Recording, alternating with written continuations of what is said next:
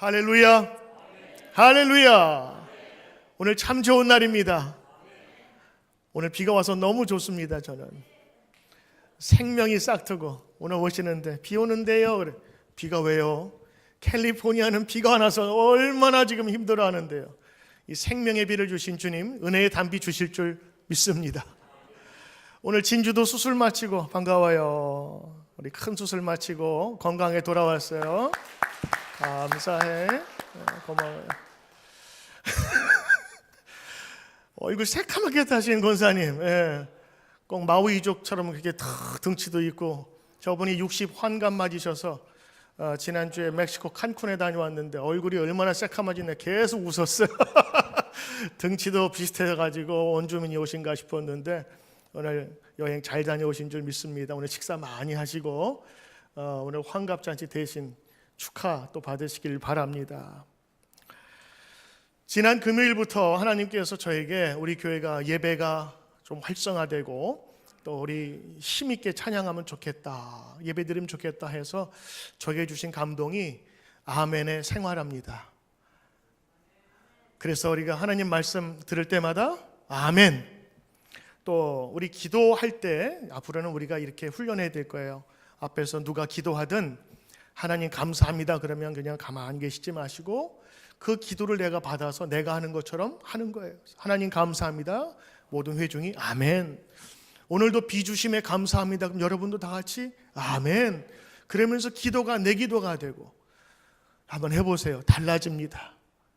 제가 우리 설교를 좀 이렇게 여러 목사님들 듣는데 어떤 교회 들으면 이 교회가 참 활기차고 힘 있다라는 것을 어디서 느끼냐면, 목사님이 설교하실 때 여러분 믿습니다 그러면 성도들 가운데 아멘 그러면서 확 오는데요. 성도님들이 집중하고 있구나라는 생각을 들었어요. 여러분도 오늘 저의 졸교지만 여러분들 하나님 말씀이 나올 때마다 아멘 하시며 응답하시기를 여러분 주의 이름으로 축원합니다. 아멘. 여러분의 이 소리가 들려야 우리 교회가 인터넷을 보면서도 이 교회 성도님들이 참 열심히구나 그런 마음을 가질 수 있으리라 믿습니다. 또 하나 여러분 부탁드립니다. 성가대가 서기까지 또 예배 후에 연습하고 또 예배 전 우리 1시간 전 나와서 연습을 하는데, 여러분들이 찬양하고 나서 우리가 아직 그런 훈련과 분위기가 안 된 것 같아. 찬양하면 박수 치는 것이 그들 잘했다가 아니라 하나님 영광 받으소서, 저들이 저렇게 훌륭한 일을 했나이다 하면서 하나님에게 감사드리는 거예요. 저만 박수를 치니까 쑥스러워서 여러분에게 도움을 청합니다. 우리 성가대 오늘 정말 수고하셨습니다. 애쓰셨습니다. 하나님 영광 받으소서. 별빛 속에 빛나는 주님, 오늘 그 영광 받으시길 바랍니다. 오늘도 여러분과 영혼의 목욕, 용서라는 제목으로 하나님 말씀 같이 나눕니다. 여러분 대중목욕탕 아십니까? 김대중 대통령이 다니시는 목욕탕이 아닙니다. 여러 사람이 함께 다니는 목욕탕입니다. 지금은 거의 없을 거예요. 제가 살던 서울 마포구 바구물 거리에 동네 목욕탕이 있었습니다. 동네 사람들이 이용하는 목욕탕입니다. 예전에 샤워 시설이 전무하던 때, 얼굴과 발 닦는 것이 목욕이 전부인 때에 동네 목욕탕은 전신을 닦고 씻는 중요한 곳이었습니다. 특히 새해가 되면 일주일 전부터 사람들이 붐비기 시작합니다. 그 말은 뭐예요? 그동안 목욕 안 갔다는 그런 뜻이기도 하겠죠. 작은 목욕탕에 겨우 앉아서 물을 뿌리고 작은 몸통 속에 빼곡하게 앉아서 몸을 좀 불린 다음에 아버지와 함께 떼미는 것이 저와 우리 가족 그리고 동네 사람들의 일상이었습니다. 그 시절에는 새해를 맞기 전에 몸을 깨끗이 닦는 것은 새로운 한 해를 맞기 위한 마음가짐이었습니다. 그래서 새해를 맞기 위해서 목욕하는 것 그리고 때를 미루는 것은 마치 의식과도 같은 것이었습니다. 목욕 다녀오면 시원합니다. 묵은 때를 벗어버리면, 깨끗하게 벗겨버리면 그 시원하고 상쾌한 마음으로 새해를 맞았습니다. 목욕 갈 때 준비하는 것이 꼭 있습니다. 이태리 타월입니다. 그것이 있어야 몸을 깨끗하게 청소할 수 있었지요. 오늘 아침에 목욕 이야기를 하는 것은 우리도 새해를 준비하면서 목욕을 해야 하기 때문입니다. 영혼의 목욕, 마음의 목욕으로 새해를 준비해야 합니다. 오늘은 교회력으로 보면 바로 새해가 시작되는 첫날입니다. 12월 첫째 주이자 교회력, 교회 달력으로 보면 대강절 첫 주입니다. 이 대강절은 한자로 대강 살자는 그런 뜻이 아니라 기다릴 때 내려올 강. 그래서 하늘에서 예수님이 이 땅 위에 오심을 우리가 기대하면서 절기로 지내는 것이 대강절입니다. 부활절을 맞기 전에 사순절을 준비하면서 부활절을 준비하듯 성탄절이 오기 전 이 4주 동안을 우리가 대강절, 주님의 오신 날을 마음으로 그리고 기도하면서 준비하는 이 절기가 대강절입니다. 그래서 세상은 이 연말에 12월에 바쁘고 마지막을 준비하지만 교회로서는 이날이 바로 첫 새해의 시작인 것입니다. 교회력으로 한 해의 시작을 준비하는 우리들, 어떤 마음으로 준비해야 할까요? 그리고 무엇을 준비해야 할까요? 제가 말씀드린 것처럼 목욕하듯 묵은 때를 씻어내며 개운하고 상쾌한 마음으로 그리고 거룩한 마음으로 준비해야 되지 않을까요? 새로운 계획, 새로운 각오, 새로운 결심을 준비해야 될까요? 맞습니다. 그러나 우리 성도들이 해야 될 것이 하나 있다면 우리에게 주신 새해를 맞기 위하여 묵은 때를 벗어내야 한다고 하는 것입니다. 대강절 첫 주를 맞아서 기도하는 저에게 주님께서 주신 그 감동은 바로 영혼의 목욕, 마음의 때밀이 바로 용서였습니다. 성경의 위대한 인물 다윗은 그 인생 자체만으로 파란만장한 삶을 살았습니다. 그의 인생에 생각나는 단어들이 있다면 기도 응답, 그리고 하나님의 도우심, 승리, 축복 같은 단어들일 것입니다. 또 그 반면에 어두운 그림자도 있었어요. 도망, 탈출, 배반, 죄악, 심판, 그리고 그의 인생의 상실 등을 꼽을 수가 있을 것입니다. 그럼에도 불구하고 성경은 다윗이 하나님의 마음에 들었다고 이야기를 하고 있습니다. 하나님은 어두운 그림자보다 그가 하나님을 사랑하는 것을 더 크게 보셨던 것입니다. 다윗의 인생 가운데 하나님을 사랑하며 하나님 따르기를 소원했던 것은 바로 당연한 일이었습니다. 그의 인생 속에서 우리가 배울 지도력의 몇 가지가 있는데 그 지도력 중에 중요한 하나의 단어가 있다면 그것은 바로 용서라고 하는 것입니다. 그의 지도력 가운데 빛나는 모범이 바로 용서였습니다. 사무엘하 16장에는 인생의 바닥까지 내려간 다윗의 이야기가 나옵니다. 흔히 말해서 막장이라 그러죠.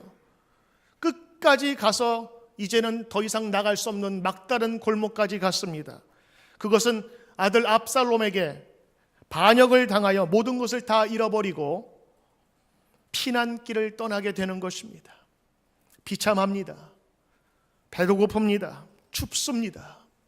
그 피난길을 가는 여정이 바로 16장에 나오는, 모든 것을 다 잃어버렸습니다. 아니, 하나님께서 거두어 가셨습니다. 사실 이러한 실패와 고난은 밧세바와의 사건에서 도화선이 되었습니다. 남의 유부녀를 탐하고 그 유부녀를 얻기 위해 거짓말을 덮기 위해서 자기 사랑하는 충신을 죽인 그 사건을 통해서 하나님께서 심판하신 사건이었습니다. 이로 인해서 그의 가족들은 다 다윗을 대적하였고 그의 왕위는 압살롬에게 도둑 맞듯이 다 빼앗겨 버렸습니다. 도망가는 이 올리브산의 동쪽 작은 마을 바후림에 이르렀을 때에 시므이라는 사람이 나타납니다. 이 다윗의 상황을 보면서 저주하면서 조롱합니다. 시므이는 하나님께 버림받은 사울의 친척인데 계속해서 쫓아오면서 그를 조롱합니다. 그리고 하나님을 저주하기도 하면서 너 꼴을 봐라, 너 꼴을 봐라, 내 그럴 줄 알았다 하면서 계속해서 이야기를 하며 조롱합니다. 이때 그 이야기를 듣고 있었던 같이 피난 가던 장군 아비새가 그 이야기를 듣다 참다 못해서 왕이여, 저 죽은 개가 어찌 내 주 왕을 저주하리이까? 청컨대 나로 가서 저의 머리를 베게 하소서.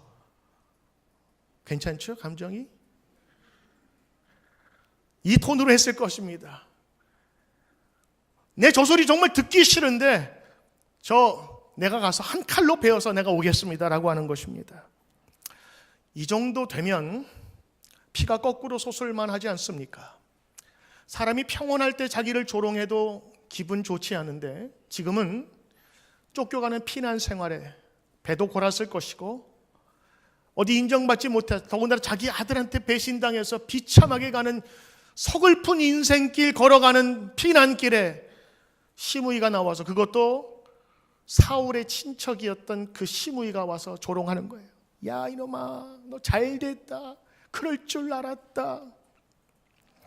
이 정도면 이런 생각 들지 않겠어요? 성경에 나와 있지 않지만 아마 구체적으로 했다면 이렇게 얘기했을 것입니다. 다윗이, 야 저놈 누구야?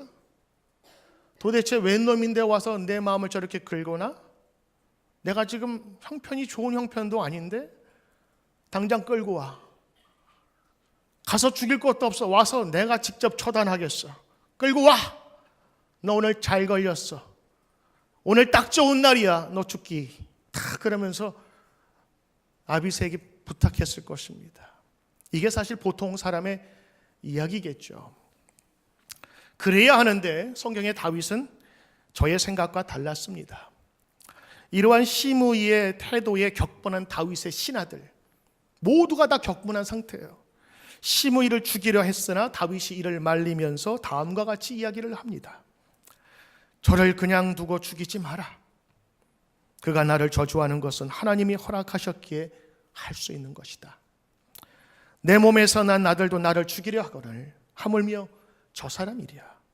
오히려 혹시 하나님의 나의 원통함을 알아주시고 그 저주 때문에 내게 선을 행하실지도 모르겠다. 다윗의 관점은 자기의 감정과 형편에 있는 것이 아니라 모든 일을 하나님의 관점으로 바라보았던 것입니다. 지금 피난 가는 것도 내가 밧세바의 일로 저주를 받고 하나님의 징계를 받아 이 고생을 하는 것이다. 그러니 하나님께서 하신 일 저가 저렇게 한다고 내버려 두어라 한 것입니다. 그는 자기가 범죄했던 것을 잊지 않고 하나님께 회개하며 살았음을 알 수 있습니다. 자신을 저주하는 자까지 용서할 수 있는 것은 그의 마음이 넓어서라기보다 저주하는 것으로 바라보지 않고 하나님께서 책망하는 것으로 여겼기 때문에 그는 이런 생각과 말을 할 수 있었던 것이지요. 오늘 여기에서 다윗의 1차 용서가 이루어집니다. 그렇죠? 보통 사람은 성질내며 끌어와 흔히 말하는 능지처참해도 모자를 이 형편에 다윗은 그것을 용서하며 넘어갑니다. 성경에서 이 용서는 수많은 위인들, 우리가 알고 있는 많은 신앙의 조상들이 가지고 있었던 덕목입니다. 이건 신앙인이 가져야 될, 살아가면서 느껴야 될, 그리고 반드시 가져야 될 것이지요. 성경에 유명한 요셉을 여러분 아십니까? 형들이 그를 노예로 팔아버렸습니다. 아니 정확히 말하면 형이지만 어머니 다른 형제, 이복 형제들이었습니다. 그 형들이 요셉을 팔아버린 이유가 있습니다. 어머니가 아버지의 사랑을 받기 위해서 애쓴 것처럼 자식들도 아버지의 사랑에 굶주렸어요. 그런데 그 아버지 야곱이 요셉만 편애하는 거예요. 색동옷을 주고 형 감시하게 만들고, 어려서 아무것도 몰랐던 이 요셉은 아버지 말대로 형들 감시하러 갔다가 너 오늘 잘 걸렸다 그러면서 마침 지나가던 이집트 상인들에게 그를 팔아버립니다. 형 살려주세요, 살려주세요, 나 이대로 갈 수 없어요, 나 아버지한테 가야 돼요 하는 간절한 소리를 뒤로 한 채 노예생한테 팔아버리고 아마 그날 저녁에 건한 술 한잔 먹었을 거라고 저는 묵상을 했습니다. 내키진 않았지만 요셉을 미워했던 그 형들 중에서 그를 팔아버리고 요셉은 팔린 그 몸으로 종살이를 하게 되며 노예 삶을 살게 되지요. 10수년 후에 하나님께서 그를 총리로 세우셨던 이야기를 우리는 창세기 50장을 통해서 봅니다. 나중에 그의 모든 가족들이 요셉 그 은혜로 그 준비한 땅에서 살게 되는데 문제가 생기게 돼. 아버지가 돌아가신 거예요. 그러자 그 형들이 이제 두려워합니다. 아버지 계실 땐 봐주었으나 아버지 돌아가셨으니 반드시 피바람이 불 것이다. 그래서 50장에 보면 그 형들이 요셉에게가 청원합니다. 요셉이여, 제발 살려주십시오. 우리가 당신의 종이 되겠습니다. 형인데 자기들이 한 짓이 있으니까 자기가 종이 되겠다고 제안합니다. 이 창세기 50장 19절 21절은 이런 속에서 요셉이 그의 형제들을 대하며 극적인 화해의 모드로 돌아가는 장면이 나옵니다. 그때 요셉이 뭐라고 했는지 아십니까? 형에게 이르되 두려워 마소서, 내가 하나님을 대신하여 복수하리이까? 당신들은 나를 헤아려 하였사오나 하나님은 그것을 선으로 바꾸시고 오늘같이 만민의 생명을 구원하게 하시려 하셨나니 당신들은 두려워하지 마소서, 내가 당신들과 당신들의 자녀를 기르리이다. 당신들의 자녀들이 대학 들어가면 내가 장학금과 모든 것을 공급해 주리이다 하면서 그들을 안심시킵니다. 실제로 이런 상황에서 충분히 그들을 처단하고 벌을 주어도 마땅한데 요셉의 용서는 바로 창세기의 중요한 이야기를 차지하고 있습니다. 많은 사람들은 이 요셉이 애굽 총리가 되는 것이 바로 큰 이슈라고 생각하지만 성경은 그렇게 보지 않는 거예요. 총리가 되는 과정은 얼마 되지 않아요. 그런데 총리가 되고 나서의 일이 더 많이 기록되어 있어요. 그 중에 하나가 가족과의 그 관계였습니다.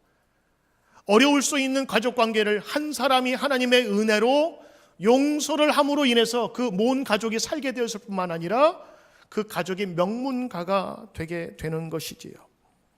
요셉의 형제들을 용서하는 이야기, 바로 요셉이 갖고 있었던 지도력, 그의 품성 중에 하나인 바로 용서였습니다. 모세는 어떤가요? 수많은 백성들을 광야로 이끌고 나왔습니다. 그것은 죽는 길이 아니었습니다. 그들을 노예에서 해방한 길이었습니다. 축복의 길이었습니다. 그런데 그 같이 나온 이스라엘 백성들이 불만과 원성을 끊이지 않습니다. 그들은 하나님의 도우심을 받았으면 불과 구름 기둥으로 인도를 받았고 만나와 메추라기로 먹을 받았고 그 바위에서 물을 내서 그들이 목을 축이며 그 광야 생활, 자유의 생활을 만끽했는데 왜 여기 와서 죽게 하느냐? 애굽에서의 고기가 먹고 싶다면서 불평불만. 오죽했으면 하나님이 내가 저들을 다 죽여버리고 진멸하겠다라고 얘기를 했을 때 모세는 하나님께 청원합니다. 하나님, 저들을 용서하여 주소서. 중보기도 하는 거예요. 모세도 그들이 싫었지만 하나님이 이러시면 안 됩니다. 저들이 하나님의 백성인데 진멸했으면 하나님이 욕먹습니다. 하나님, 저들을 용서하소서. 모세에게도 이런 용서의 기도가 있었던 것입니다. 성경의 위대한 인물들의 이야기 속에는 이 용서라고 하는 주제를 꼭 가지고 있었습니다. 예수님은 어떨까요? 예수님은 잘못한 사람 용서하기를 7번을 70번씩 하라고. 머리 좋은 사람은 계산 나오죠. 77에 49에 10이니까 490번. 야, 490번만 하면 되겠구나. 성경이 말하는 7자는 완전수입니다. 완전하게 용서하라는 예수님의 말씀이었어요. 십자가에 달리시면서 돌아가시면서 이렇게 기도합니다. 하나님, 저들의 죄를 용서하소서. 아직 저들의 죄를 알지 못하나이다. 예수님은 십자가에 돌아가시면서 용서하신 분이셨습니다. 또 하나, 제자들이 와서 예수님께 묻습니다. 예수님, 우리에게 기도를 가르쳐 주세요. 그러자 예수님께서 기도를 이렇게 하라고 가르쳐 주십니다. 하늘에 계신 우리 아버지, 이름이 높임을 받으소서. 이렇게 기도해라. 하늘나라가 이 땅에 이루어지소서. 이렇게 기도해라. 우리에게 일용할 양식을 주시옵소서. 이렇게 기도해라. 그리고 우리의 필요한 용서, 하나님의 용서가 필요하니 하나님, 우리를 용서해 주시옵소서. 이렇게 기도해라. 그런데 예수님께서 그 기도를 가르쳐 주실 때 조건을 답니다. 우리의 죄를 용서해 주소서. 죄 없는 깨끗한 백성이 되게 하소서. 단지 조건이 있는데 우리가 우리에게 죄 지은 사람을 용서한 것처럼. 어느 목사님은 이 주기도문을 강해하면서 그 제목을 이렇게 잡았어요. 성경의 가장 위험한 기도. 위험합니다. 정말 위험해요. 우리가 용서하지 않으면 용서해 주지 못할 거 아니겠어요? 우리가 용서의 삶을 살지 못하면 용서받지 못하는 거 아닙니까? 우리가 기독교에서 예수님을 믿으면서 가장 축복으로 생각하고 고귀하게 생각하는 것이 이 죄 사함입니다. 주님은 구원을 위해서 이 땅 위에, 죄 사함을 위해서 이 땅에 오신 거예요. 그것을 이루시기 십자가에 달리셨거든요. 죄 사함이 없으면 우리 기독교는 아무것도 아니에요. 그런데 주님이 가르쳐준 기도 속에는 우리가 다른 사람 용서하지 못하면 주님께서도 용서하지 않아 주십시오 하던 그런 기도를 지금 주님께서 가르쳐주고 계신 것입니까? 그냥 용서해 주세요 이렇게 기도를 가르쳐야 했습니다. 그냥 용서해 주시는 조건이, 그런데 나에게 지은 죄 지은 자, 우리에게 죄 지은 자, 그 죄 지은 자가 뭐예요? 나의 마음을 상처 입게 한 사람을 얘기하는 거예요. 내가 복수해야 될 사람들, 나의 금전적인 그리고 내 인생을 손에 끼친 사람들, 그 사람들을 용서한 것 같이 우리는 이 기도를 너무 주문처럼 합니다. 우리가 우리에게 죄 지은 자를 사해 준 것 같이 우리 죄를 용서해 주시옵소서. 그래서 그 의미가 무엇인지도 알지 못하는 사람, 우리 주문처럼 그렇게 지나가 버리지만 정말 위험한 기도였습니다. 이 불편한 기도를 왜 예수님이 가르쳐 주셨을까요? 그것은 우리 삶에 용서가 필요하고 용서하는 마음이 필요하다는 것을 가르쳐 준 것입니다. 우리 사람들의 용서는 조건적입니다. 그래서 이렇게 얘기를 하죠. 네가 나한테 와서 미안하다고 하면 내가 좀 용서를 고려해 볼게. 네가 나에게 와서 사과하고 금전적인 배상을 다 해주고, 아니 그 이상으로 더 해주면 내가 용서해 줄 수 있어. 두 번째, 지금은 아니지만 난 언젠가는 할 수 있겠지라는 조건을 가지고 용서에 대해서 접근합니다. 주님이 100번 얘기하셔도, 하나님께서 말씀하셔도 안 되는 걸 어떻게 합니까? 설교하는 저는 용서가 다 되는 줄 아세요? 안 돼요. 근데 설교자이니까 하는 거예요. 사실 오늘 이 설교는 저에게 주신 말씀이에요. 용서하지 못할 사람도 용서하라는 주님의 말씀이라면 내가 순종하겠나이다. 아멘? 아멘. 용서가 쉽다면 누구나 할 수 있는 것 아니겠습니까? 그러나 생각만큼 용서가 쉽지 않습니다. 예전 제가 고등학교 시절에 아주 재미있게 읽었던 소설, 인간시장이라는 소설로 대박을 터뜨린 분이 계십니다. 김홍신 작가. 그분 나중에 국회의원도 되시고, 그분이 한 10년 전에 아주 책을 썼는데 그 책 제목이 인생 사용 설명서입니다. 연세가 들어서 나이를 먹다 보다 보니까 인생은 이렇게 살면 좋겠다 하면서 인생 사용 설명서를 책을 쓴 것입니다. 거기에 자신에 관한 용서에 관한 자신의 이야기를 적어 놓았어요. 한 파트입니다. 진정한 용서는 영적인 용서입니다. 영적인 용서를 하면 그 과정에서 놀라운 변화가 일어나는데 참으로 행복하고 편안해집니다. 용서는 강자의 논리입니다. 어린아이가 내 뺨을 때리면 이놈하고 야단치는 곳으로 끝내야지 버릇을 고친다고 아이의 팔목을 비틀어서는 안 됩니다. 뺨을 때린 어린아이의 행실을 덮어줄 수 있는 것은 용서입니다. 그래서 용서하는 사람은 진정한 강자입니다. 강한 사람만이 용서할 수 있는 것입니다. 미워하는 사람을 애써 사랑하라는 말은 하지 않겠습니다. 미운 사람을 사랑하기란 쉽지 않습니다. 보통 사람은 불가능합니다. 그러나 미움은 포기할 수 있습니다. 쓰레기 버리듯 하십시오. 쓸데없는 쓰레기를 왜 가지고 갑니까? 남을 미워하고 증오하고 분노하고 싫어하는 것은 영혼의 쓰레기입니다. 혹시 음식물 쓰레기를 안방이나 침실에 두는 사람이 있을까요? 돈 주고 산 귀한 음식물도 버리면서 마음속에 있는 영혼의 쓰레기는 왜 쌓아둡니까? 버리면 내가 행복해집니다. 보이지 않는다고 영혼의 쓰레기를 그냥 끌어안고 사는 것은 바보짓입니다. 그 용서라는 편에 써놨어요. 그리고 실제로 이 김홍신 씨는 술 취해서 운전을 하다가 자기 아버지가 그 사고로 죽었어요. 그 사람을 어떻게 내가 복수하고 분노할까 하다가 쇠양지처럼 고개를 푹 숙이면서 달달달 떠는 그 모습을 바라보면서 경찰서에서 글을 안고 내가 당신을 용서합니다라는 그 용서의 체험도 그 책에 적어 놓았더라고요. 스캇 팩이라고 하는 정신의사요 또 유명한 학자가 있는데 끝나지 않은 여정이라는 그 책에서 그는 용서의 파트, 용서에 대해서 이렇게 정의를 내리고 풀이를 했습니다. 오랫동안 분노할수록 오랫동안 계속해서 자기 자신에게 상처를 줄 것입니다. 용서의 과정은 이기적입니다. 용서의 과정은 이타적이 아니라 이기적입니다. 왜냐하면 그 용서는 나를 살리는 것이기 때문입니다. 다른 사람을 용서해야 하는 이유는 그 사람을 위한 것이 아닙니다. 용서는 자기 자신을 위한 것입니다. 잘못해서 나를 힘들게 한 가해자들이 있습니다. 그들은 용서받을 필요가 있다는 것을 알려고도 하지 않습니다. 자신의 잘못을 기억하려 하지도 않을 것이며 오히려 꾸며낸 이야기라고 덮어 씌울 것입니다. 우리가 용서하는 것은 우리 자신을 위한 것입니다. 왜냐하면 그들도 기억하지 못하는 그 더러운 기억들을 나는 용서하지 못함으로 갖고 있어야 되기 때문입니다. 그러므로 용서하지 못할 때 우리는 2차 피해를 입게 되는 것입니다. 우리는 건강을 위해서 그리고 우리의 영혼을 위해서 용서해야 합니다. 분노에 집착하면 성장은 멈추고 영혼이 오그라들어 아무것도 할 수 없습니다.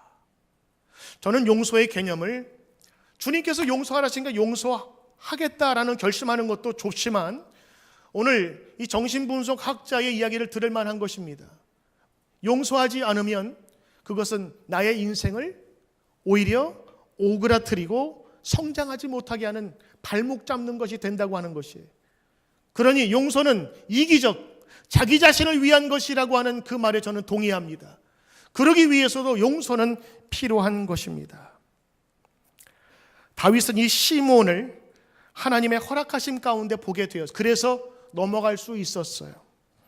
용서는 사랑의 주님을 만난 자의 마음을 통해서만 나타나게 되는 것입니다. 우리가 대강절을 절기로 지킵니다. 성탄절, 추수감사절, 부활절과 함께 절기로 지키며 기억하는 이유가 있습니다. 그것은 하나님의 용서를 기억하자고 하는 것입니다. 하나님은 자신의 하나밖에 없는 아들 독생자 예수를 십자가에 죽기까지 하면서 우리를 용서하신 것입니다. 그 하나님의 사랑이 용서라는 이름으로 이 땅에 오셨습니다. 강림하심을 감사로 기억하는 것이 대강절의 중요한 의미인 것입니다. 새해 목욕탕에서 묵은 때를 밀어 새 마음으로 출발하듯 오늘 우리는 영혼의 묵은 때를 씻어내야 합니다.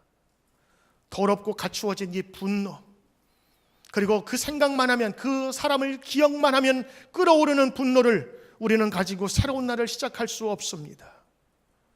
우리 성도들 가운데 제가 상담을 하거나 이렇게 식사 자리에서 이 얘기를 하면 제가 그 사람의 배경을 좀 알면 건드리지 말아야 될 부분이 있습니다. 어떤 분은 남편에 대해서 건드리지 말아야 돼요. 얘기를 하지 말아야 돼요. 어떤 사람은 자식에 대해서 얘기를 하지 말아야 돼요. 왜냐하면 그것만 생각하면 이제 화가 든 분노가 쳐미는 거예요. 어떤 사람은요, 그 이전 교회의 어떤 목사님에게 상처를 받아서 그 부분을 얘기하면 안 돼요. 어떤 분은 교인들에게 상처를 받아서, 어떤 분은 사업을 하다가 자기 친한 친구에게 배신을 당해서 빼앗겨서 친구 얘기나 돈 얘기를 하면 안 되는 부분이 있어요. 그 얘기만 하면 그분의 과거 생각이 나면서 분노가 치미는 거예요. 우리 모두에게는 우리가 씻지 못할, 아니 가져가야 할 이런 아픔들이 있습니다. 그러나 그 아픔을 분노와 경노와 원한으로 가져가서는 안 된다고 하는 것이지요. 그래서 예수님께서는 그것을 용서하라 하신 것입니다. 용서가 됩니까? 안 되지요. 그러나 오늘 스카파게의 얘기처럼 우리 정신건강을 위해서, 마음의 양식을 위해서 우리는 용서해야 함을 배웠어요. 그것이 나를 위한 것이기에. 두 번째는 용서는 하나님의 가르치심이라는 것 때문에 우리는 순종할 수 있는 것입니다. 특별히 하나님의 사랑, 그 큰 사랑을 경험할 때만 우리는 용서를 체험할 수 있는 것이지요. 우리의 힘으로는 할 수 없습니다.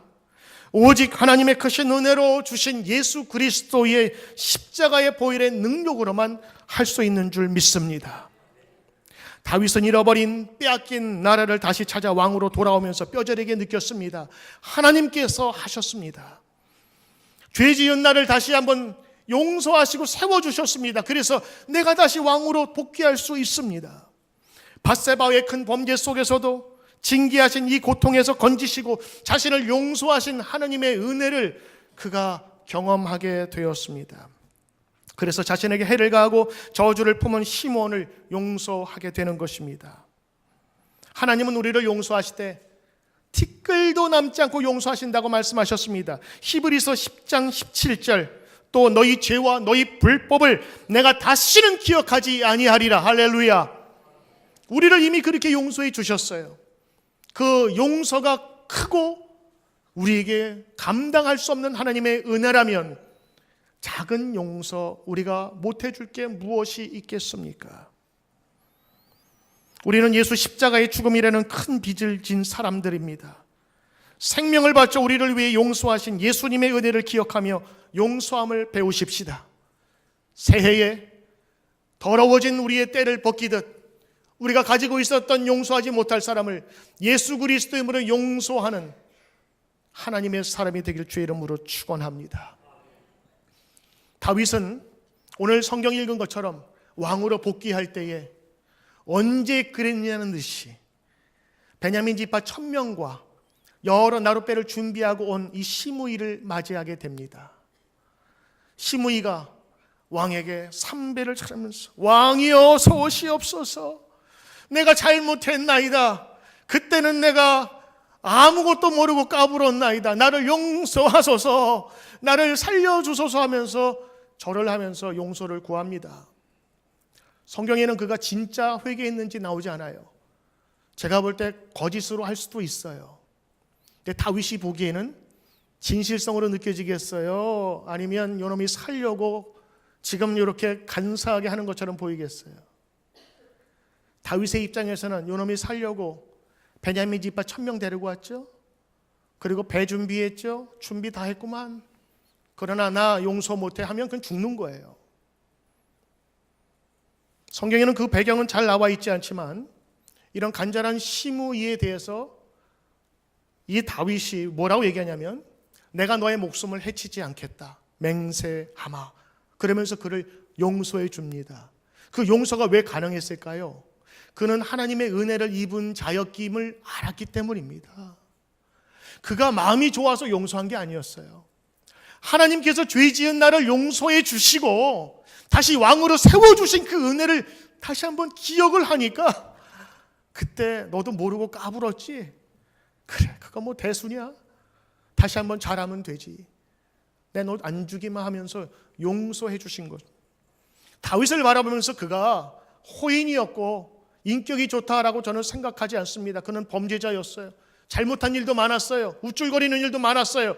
그러나 하나님께서 그를 보신 것은 하나님의 은혜가 그 어떤 것보다 우선이었고 더 크게 보았던 것입니다.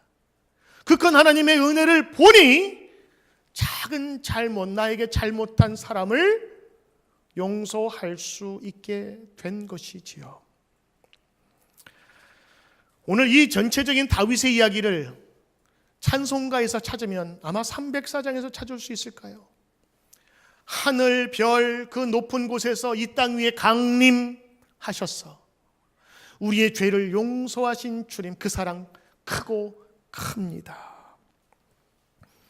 그 크신 하나님의 사랑 말로 다 형용 못하네.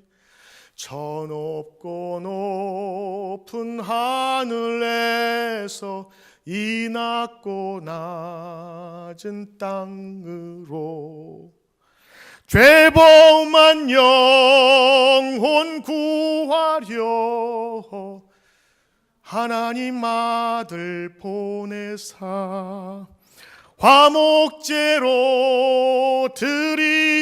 드리시고 죄 용서하셨네. 2절 주 믿는 성도들에게 그 큰 사랑 베푸시사 우리의 죄 용서했으니 그 은혜 어찌 잊을까. 다윗이 이렇게 고백했을 거예요. 하나님 크신 사랑은 측량할 수가 없고, 그래서 지금도 역사하시는 영원히 변치 않는 사랑, 백성들 찬양하세.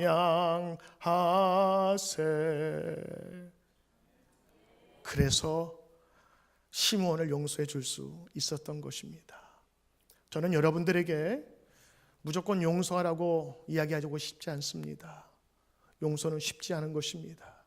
그러나 오늘 말씀을 통해서 용서는 나를 살리는 것이고, 오그라진 나의 육체와 영혼을 다시 회복시키는 아주 이기적이라는 것, 나를 위한 것이라는 것을 배웠고, 우리가 용서할 때 용서할 수 있는 그 배경은 예수님이 이미 십자가에 돌아가시면서 나를 위해 죽으셨기에 나를 위한 사랑과 은혜에 감사하여 그 자그마한 것 내가 용서하겠습니다라고 선포할 때에 오늘 우리는 참다운 예수님의 제자가 될 수 있으리라 믿습니다.